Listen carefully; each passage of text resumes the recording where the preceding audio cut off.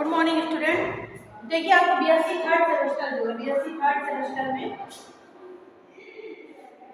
आपको कुछ ऑपरेटर्स हैं जिनको आपको आइडेंटिफाई करना है। जो बीएससी थर्ड ईयर के आपका जो प्रैक्टिकल का सिलेबस है, ठीक है।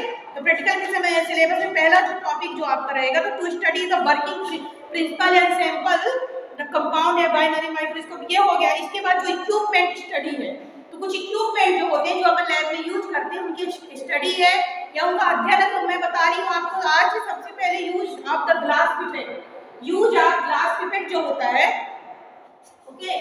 तो यूज ऑफ ग्लास पिपेट में बताऊंगी। तो इसमें क्या होता है, सबसे पहले इंट्रोडक्शन बताना होगा। जैसे आपको प्रैक्टिकल में हम पिपेट दे देंगे, आपको उसको आइडेंटिफाई करना होगा और बताना होगा, ठीक है। क्योंकि इसको इस बार आपको थर्ड में जो सेकंड वाला जो प्रैक्टिकल है वो आपको आइडेंटिफिकेशन है, पूरे जितने भी ऑपरेटर्स होते हैं उनका स्टडी करना, ठीक है। तो सबसे पहले लुई पास्चर ने 1840 में, कब 1840 में, आपको एग्जाम में पूछ सकते हैं 1840 में लुई पास्चर जो थे, लुई पास्चर ने किसका बताया था, पिपेट के बारे में बताया था, ठीक है, या पिपेट की खोज की थी। तो अगर इंट्रोडक्शन में पूछता है कि पिपेट की खोज किसने की थी, तो 1840 में लुई पास्चर ने पिपेट की खोज की थी, ओके।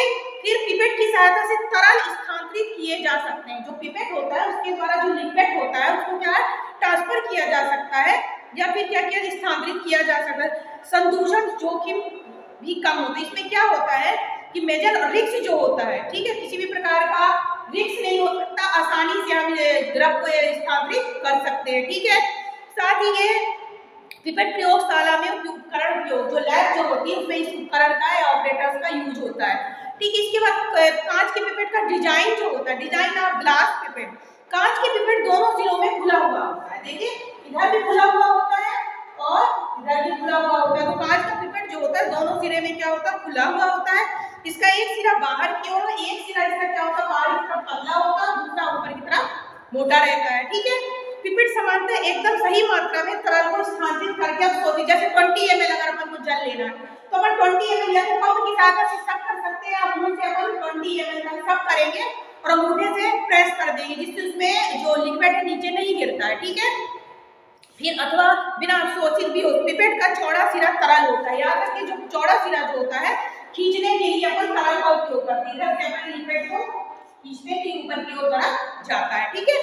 तथा इसमें रबर बल्ब लगाकर या पिपेट पंप के द्वारा खींचा जा सकता है। देखिए ये मैंने डायग्राम बनाया है पिपेट पंप, या तो आप इसको जो केस का नली के द्वारा बल्ब लगाकर भी करेंगे तो ऊपर आ जाएगा। माउस से भी सब किया जा सकता है नॉर्मल, बट केमिकल करने से अपन को हानि हो सकती है, इसलिए अपन क्या बल्ब का यूज या फिर जो पिपेट पंप जो होता है इसकी सहायता से भी क्या कर सकते हैं। देखिए व्हील लगा हुआ होता है, डिस्चार्ज बॉटम होता है और ये पिपेट यहाँ पर भी इसको पॉइंट चालू करते हैं तो अपने आप जो लिक्विड होता है तरल ऊपर की तरफ चढ़ता है, ठीक है।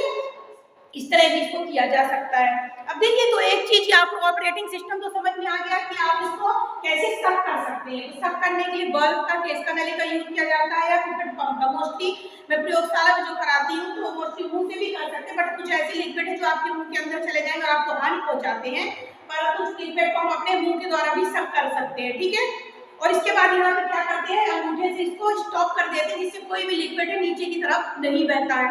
अब देखिए टाइप, अब इसके बाद टाइप ऑफ पिपेट, ठीक है। तो टाइप ऑफ पिपेट में आप देखोगे सबसे पहला पास्चर पिपेट, ठीक है।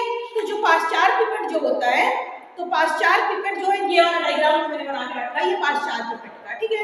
इसमें क्या होता है, उपयोग करते कम आयतन स्थानांतरित किया जाता है, ये समांतर संशोधित नहीं रहते। क्या रहता है इनका जो कैलिब्रेशन, इसको क्या कह सकते हैं अपन, कैलिब्रेशन पास्चर पिपेट भी कहते हैं। इसको क्या कहते हैं, कैलिब्रेशन पास्चर पिपेट। जो पहला डायग्राम बनाया मैंने, इसका उपयोग कम आयतन को स्थानांतरित करने के लिए किया जाता है, वैल्यूमेट्री जो कम होती है उसके लिए किया जाता है।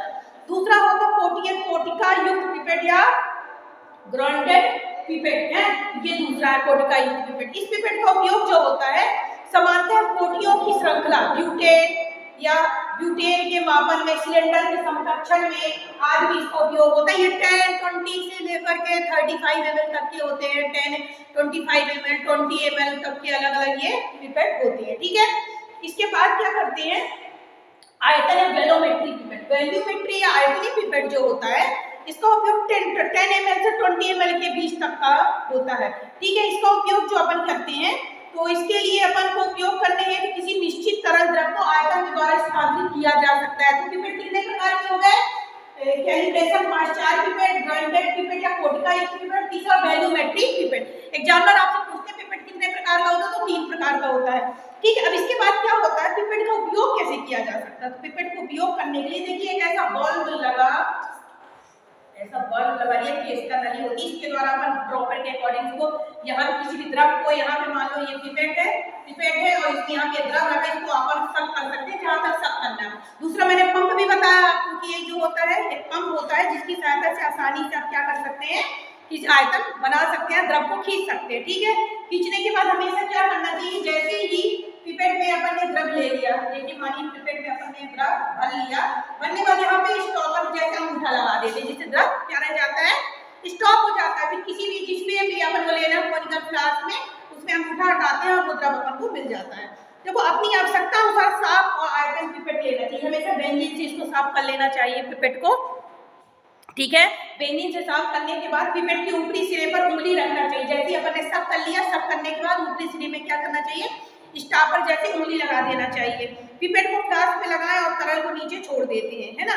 अब फिर आंशिकता है, कैलिब्रेट होता है। देखिए पिपेट इसकी मात्रा में, जैसे मान लो 20 ml लिया, तो पता है कि 20 ml अपन ने आज कोई भी द्रव लिया, 25 ml है तो 25 ml द्रव लिया। ओके, इसका कुछ प्रिकॉशन होते हैं कि पदार्थ को मुख में ना खींचें। जब अभी हमने बताया कि अगर मुख से खींचेंगे तो अपने मुंह में गले में जा सकता है। ठीक है, दूसरा मुख में खींचना सुरक्षित नहीं माना जाता, इसलिए मोस्टली लैब में या मुख से सक करना सिखाते हैं, पर मुख से सक ना करके या तो पिपेट पंप का या वॉल्व केस का नली युक्त जो होता है उसका उपयोग करना चाहिए। पहला मैंने आपको क्या बताया इंट्रोडक्शन में, पिपेट तो आपके एग्जाम के लिए इंपॉर्टेंट है, आपको याद रखना 1840 में लुई पास्चर ने पिपेट की खोज की थी।